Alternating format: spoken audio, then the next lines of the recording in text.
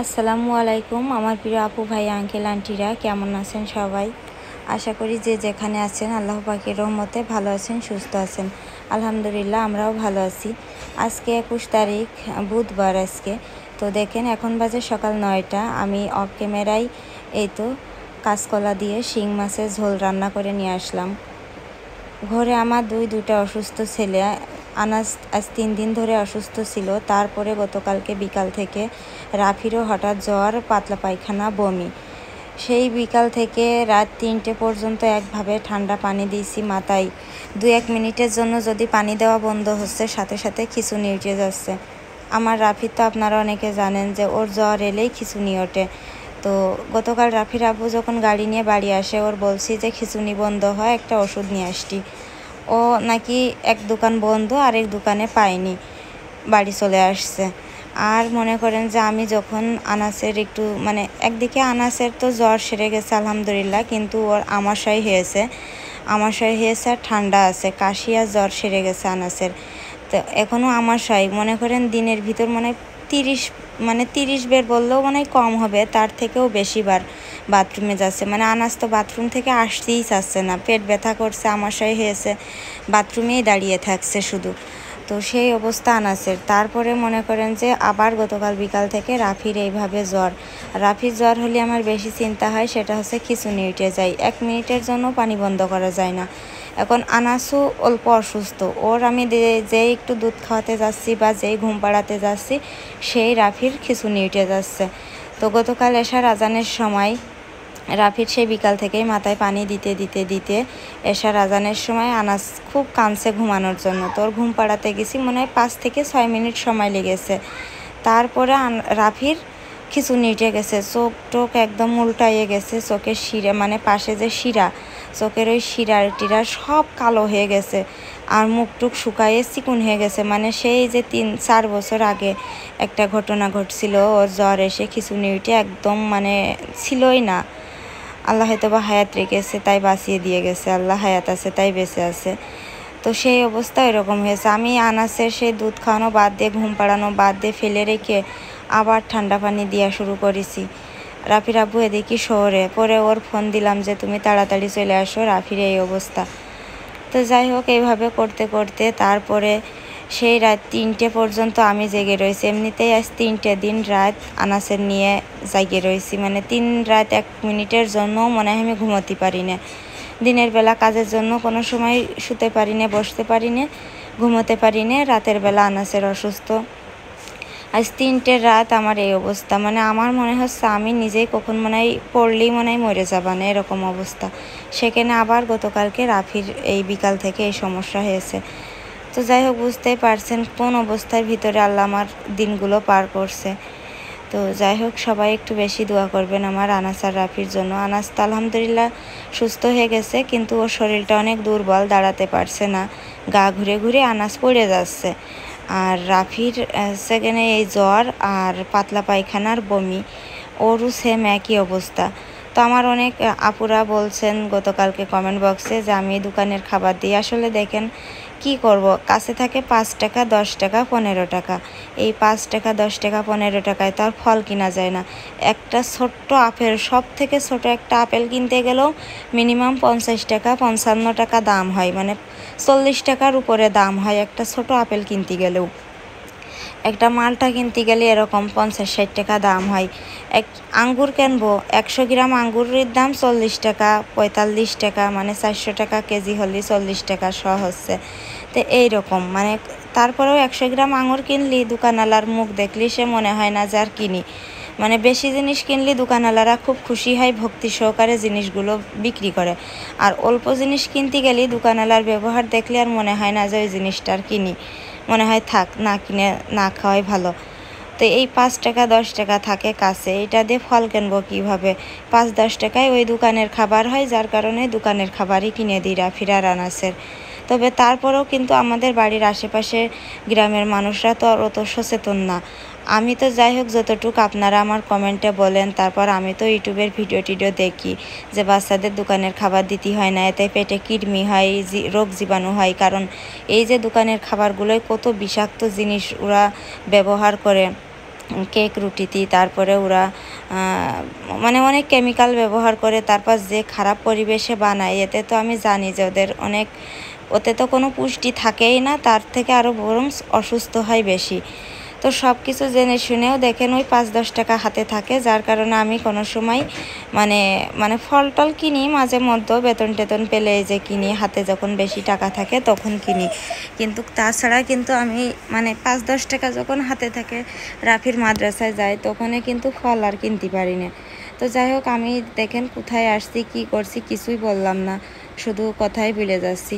তো সকালবেলা আমি গতকাল বলিলাম যে কবিরাজের কাছে যাব, তো এই যে সেই কবিরাজের বাড়িতে আসছি। আসার পরে আনাসের দেখালাম, তো দেখে উনি তো অনেক কথা বলছে, যাই হোক অনেক কথা বলছে, সেগুলো আর কি বলবো। তো এই যে দেখেন কবিরাজের দেখানোর পরে চলে আসলাম একটা দোকানে। তো দোকানে কালো সুতা কিনতে গেলাম। তো আনাসের হচ্ছে মানে একটু বাতাসের ভাব হয়েছে, আর সাথে আমাদের এই যে ঘরের যে জানালার ওখান দিয়ে কিছু মানে জিন নাকি যাওয়া আসা করে, জিনেরা যাওয়া আসা করে এই ঘরের পিছন দিয়ে। তো জিন জাতি বলে তো কিছু আছে। আর আপনারা অনেকে বলছেন যে কবিরাজের কাছে যাওয়া ভালো না। আসলে কবিরাজ এই যে আনাসের একটা মাদুলি দিয়েছে, তো ওই মাদুলির ভিতরে কিন্তু একটা আরবি সূরা লেখা। তো এখানে কোনো গাছও নাই, কোনো কিছু না, শুধু একটা আরবি সূরা লিখে একটা কাগজে, সাদা কাগজে আরবি সূরা লিখে তে মাদুলির ভিতর দিয়েছে, যাতে আনাস কোনো সময় ভয়টাই না পায়, আর কেউ কোনো যেন ক্ষতি না করতে পারে। আর তারপরে আমাদের নাকি শত্রু আছে খুব, মানে আপনজনেরা খুব শত্রু, তারা আমাদের অনেক ক্ষতি করার চেষ্টা করছে, এরকম অনেক কথাই বললো। তো আসলে এগুলো ভুল না, এগুলো একদমই সঠিক, আমি জানি আবার তারাও বলছে। তো যাই হোক, কি আর করা, মানুষই তো মানুষের শত্রু আজকাল, কেউ কারো ভালো দেখতে পারে না। ছেলে দুটো বড় হলেই মানে আমি বিপদ থেকে কাটতে পারি। যাই হোক, তো চলে আসলাম বাড়ি। এসে দেখেন আনাসের তো শরীর অসুস্থ, ঘুমানোর জন্য কাঁদছে। আবার এই দেখেন রাফির মাথায় সেই পানি দিয়ে আবার পানি পটি দিচ্ছি, মানে পানি দিচ্ছি একবার, পানি পটি দিচ্ছি একবার, তারপরেও ওর জ্বর কোনো সময় কমছে না। নাপা ওষুধ খাওয়াইছি, এখনও অ্যান্টিবায়োটিক খাওয়াইনি। তো কি করব, মানে ছেলে দুটো শরীর অসুস্থ নিয়ে আমার মনে হচ্ছে মানে ঠিকমতো রান্নাবাড়া খাওয়া দাওয়া নেই, ঘুমানো নেই, আমি পুরো পাগলের মতন একটা অবস্থা। আর এমন একটা কপাল যে না আছে মা বাপ, না আছে শ্বশুর শাশুড়ি, কেউ নেই, মানে খাওয়া লোক আছে, নেওয়া লোক আছে, বিপদের সময় আমার পাশে দাঁড়ানোর কোনো একটা লোক নেই। তো দিন চলে যায়, আসলে মানুষের কথা ব্যবহার সব কিছুই মনে থাকে।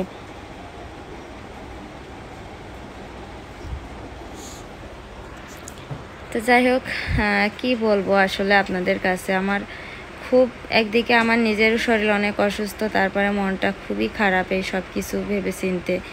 তো সবাই দোয়া করবেন আমার রাফির আনাসের জন্য। আর অনেকগুলো ওষুধ লিখে দিয়েছে। আসলে ওই কবিরাজটা কেমন, মানে শুধু যে কবিরাজ তা না, উনি হচ্ছে এখানে ভারতের থেকে মানে প্রশিক্ষণ নিয়ে এসে।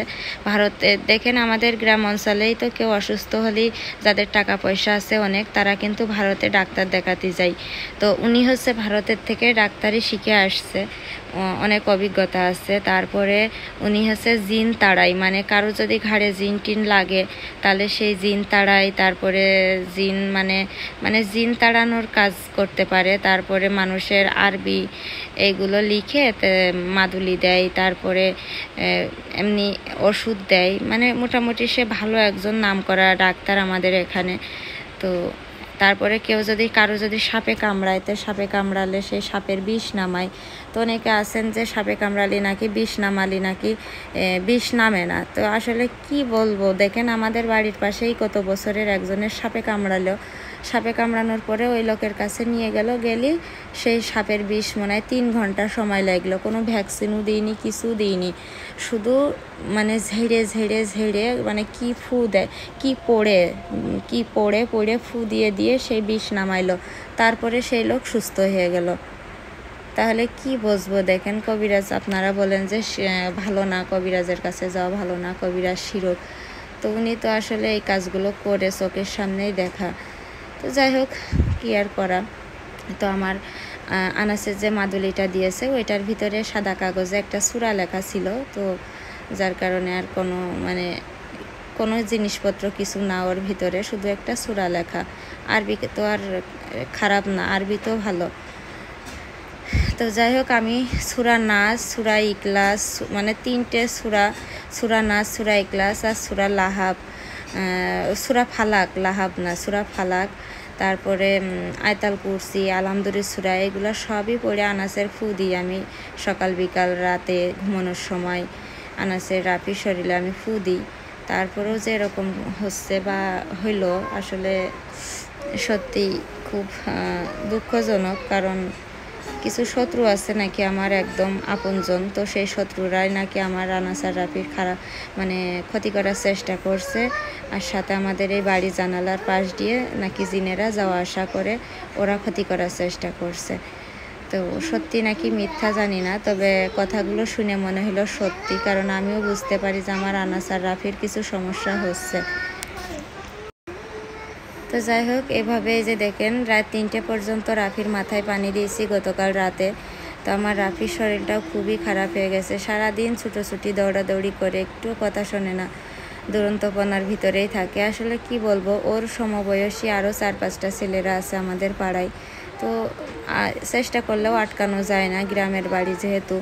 যদি ফ্ল্যাট বাসা হতো কিংবা বাড়ির সামনে একটা গেট থাকতো, তাহলে দেখা যাচ্ছে গেটে তালা মেরে রেখে দিতাম, বাড়ির ভিতরে খেলা করতো। সেরকম অবস্থা তো নেই, ফাঁকা বাড়ি। এই দিক দিয়ে এসে একজন ডাকে, ওই দিক দিয়ে এসে আর একজন ডাকে, কয় বেড ঠেকাবো। আমি কাজে থাকি, কাজের ধান্দায় ও তাদের সাথে খেলা করতে চলে যায়, রোদের ভিতর ছুটোছুটি করে বেড়াই।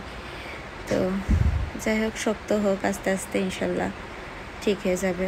তো সবাই ভালো থাকবেন, সুস্থ থাকবেন, সবার জন্য অনেক অনেক দোয়া রইল। আল্লাহ হাফেজ।